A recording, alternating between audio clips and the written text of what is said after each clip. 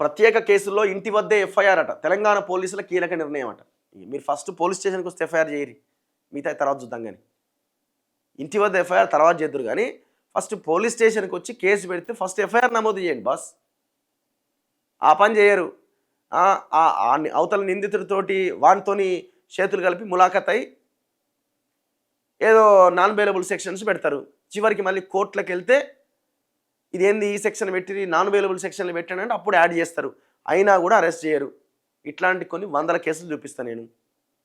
భూ కబ్జాల కేసుల దగ్గర నుంచి ఎన్నో కేసులు ఉన్నాయి. పోలీసులు అసలు పోలీస్ స్టేషన్కి వెళ్తే ఎఫ్ఐఆర్ చేస్తున్నారా?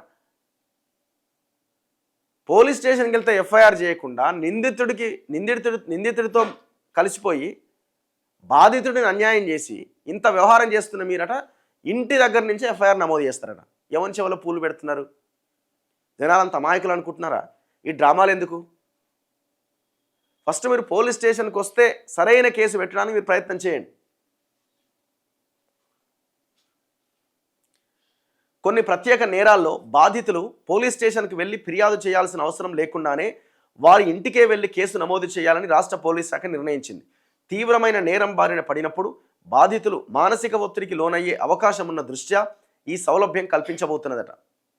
నేరం జరిగినట్టు సమాచారం అందిన వెంటనే స్పందించి 0 ఎఫ్ఐఆర్ సహా ఏ రూపంలో అయినా కేసు నమోదు చేయాలని భారతీయ నాగరిక సురక్షా సంహిత అంటే BNSS నిబంధనలు చెబుతున్నాయి. ఈ నేపథ్యంలో బాధితుల గౌరవానికి హక్కులకు భంగం కలిగించకుండా పోలీసు సేవలు అందించడమే లక్ష్యంగా ఈ విధానాన్ని అమలు చేస్తున్నట్లు CID ప్రకటించిందట. మేము ఈ జగిత్యాల్లో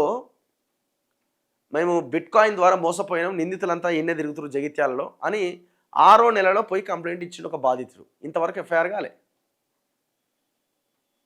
ఇట్లాంటి కొన్ని వందల కేసులు చూపిస్తాం మేము.